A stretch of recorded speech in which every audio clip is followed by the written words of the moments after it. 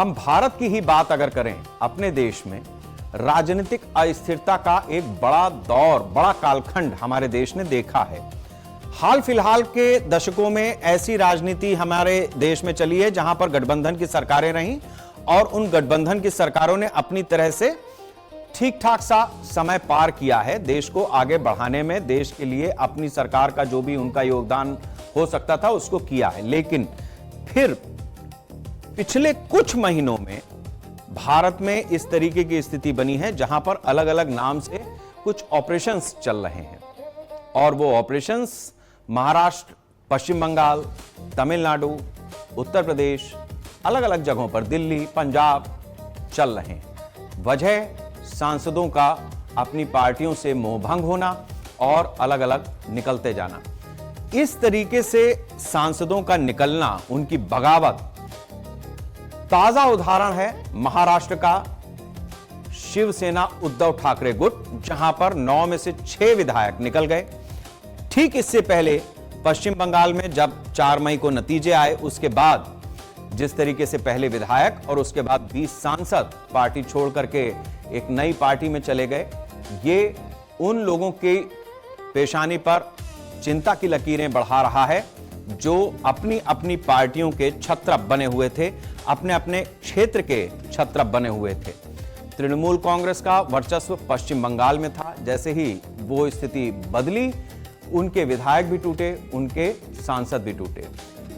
उद्धव ठाकरे का गुट, जिस तरीके से उनके नेतृत्व में विधायक पहले निकल चुके थे उद्धव ठाकरे के नेतृत्व से, अब सांसदों की बारी थी और सांसद भी निकलते हुए दिखाई दे रहे हैं।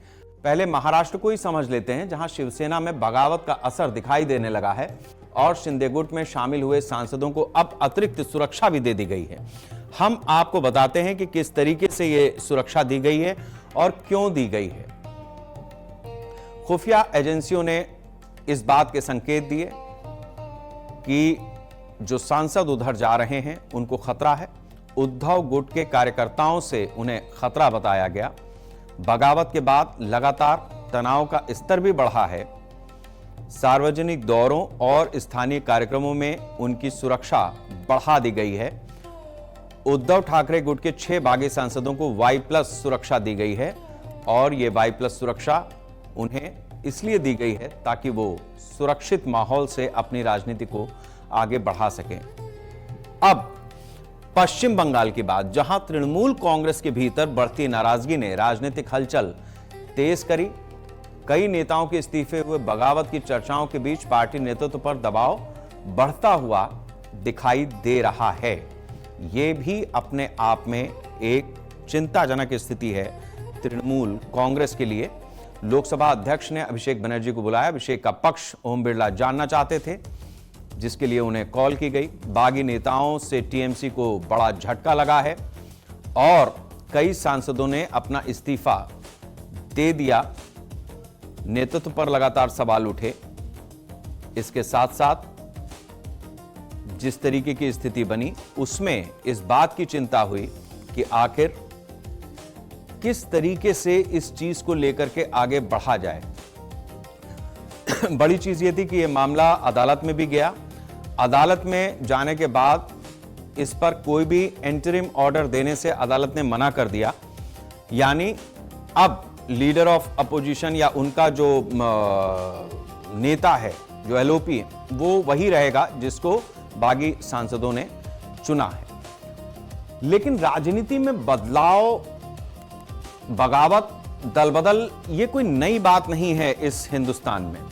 यहां ये समस्या भारतीय लोकतंत्र के शुरुआती वर्षों से चली आ रही है और ऐसे में जो दल बदल का इतिहास है वो भी आपके लिए जानना जरूरी है। 1951 से 1967 तक 542 दल बदल हो गए। सिर्फ 16 महीने में रिकॉर्ड टूटे हैं। 1967-68 में 438 मामले दल बदल के सामने आए। 1967 से 70 के बीच में 1240 दल बदल हुए। कई राज्यों में सरकारें गिर गईं। इसके साथ ही 1951 से 1967 तक 542 जिस तरीके के परिवर्तन हुए वो अपने आप में बड़े आश्चर्यजनक और उस दौर की सियासत के लिए सबसे बड़े उलटफेर साबित हुए। 1960 और 1970 के दशक में हालात और ज्यादा खराब हुए। विधायक और सांसद बार बार अपना राजनीतिक पाला बदलते रहे। इस बात को भी हमें समझना होगा कि आखिर इस दौर में ऐसा क्यों हो रहा था। बार बार सरकारें गिरने लगीं। 60 से 70 का यह दशक था जब दल बदल पर चिंता जाहिर की गई। मंत्री बनने के लिए विधायकों ने अपने अपने पार्टियों के साथ में बगावत की। राजनीतिक अस्थिरता लगातार बढ़ी और जनता का भरोसा भी इससे कमजोर हुआ। वजह क्या थी? जो जीत करके आए थे, जिन पर जनता ने भरोसा जताया था, वो मंत्री बनना चाहते थे। जब मंत्री बने तो उसके बाद भ्रष्टाचार के आरोपों में भी तेजी आई। जब इस तरीके की स्थिति बनी तो देश के भीतर से ही आवाज उठी सख्त कानून बनाने की, और उनके साथ भी जो पार्टियां चला रहे थे कि भाई कानून बनाओ, वरना जिस तरीके से दल बदल हो रहा है ये हमारे देश में करप्शन को और ज्यादा बढ़ावा देगा। राजनीतिक दलों में जिस तरीके की टूट फूट हो रही है उससे आने वाले दिनों में राजनीतिक संकट और ज्यादा बढ़ेंगे। अब ये समस्या 1960 से 1970 के बीच थी, लेकिन इसे रोकने में और 15 साल लगे। 1985 में दल बदल विरोधी कानून लागू किया गया।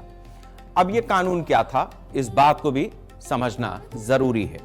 52वां संविधान संशोधन हुआ 1985 में, जिसके बाद 10वीं अनुसूची संविधान में जोड़ी गई। दल बदल पर अयोग्यता का प्रावधान बना, मतलब अगर किसी सांसद या विधायक ने दल बदला तो उसकी सदस्यता चली जाएगी। शुरुआती सालों में कुछ मामलों में गिरावट आई, लेकिन ऐसा लंबे समय तक नहीं चला। करीब 70% दल बदल जो विधायक और सांसद करते थे वो रुक गए, लेकिन ऐसा नहीं था कि सबने इस बात को मान लिया हो या 100% रिजल्ट रहा हो। लेकिन कुछ कमी जरूर आई। कुछ कमी का मतलब करीब 70% तक इस दल बदल कानून आने के बाद पार्टियों में अदला बदली कम हो गई। अब 2003 में कानून में बदलाव हुए जिसने नई बहस छेड़ दी।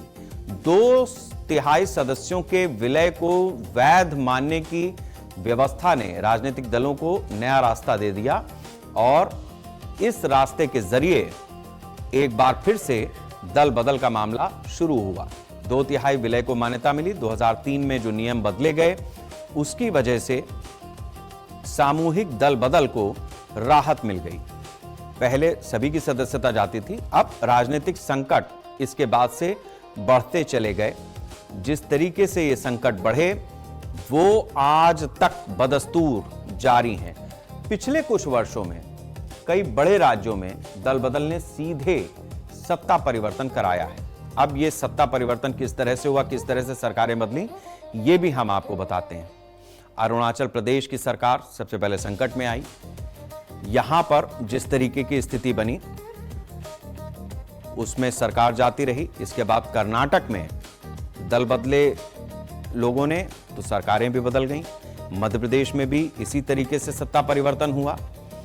ये दल बदलने के एवज में जनता ने इसकी कीमत चुकाई। महाराष्ट्र में शिवसेना बट गई। 40 विधायक शिंदे गुट में चले गए और उनके जाने के साथ ही पार्टी का सिंबल और पार्टी का नाम भी उधरी चला गया।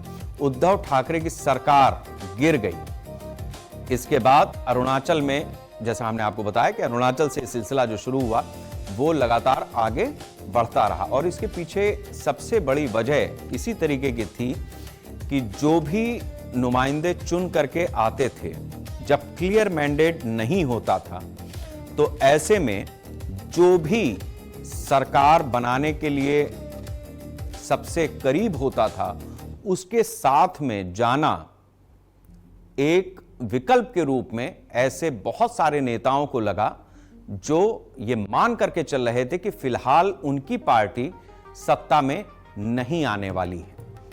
नतीजा, उन्होंने अपनी निष्ठाएं बदली, सत्ता को ऊपर रखा पार्टी निष्ठा पीछे और उस विचारधारा को पकड़ा जिसका नाम है चलती का नाम गाड़ी। जो चल पा रहा है उसके साथ में ही अपने सफर को आगे बढ़ाने की कोशिश हुई। नतीजा इस दल बदल के जरिए लगातार सरकारों का गिरना, नए पार्टियों का बनना, नए दलों का गठन प्रक्रिया शुरू हो गई। नतीजा हमारे आपके सामने है।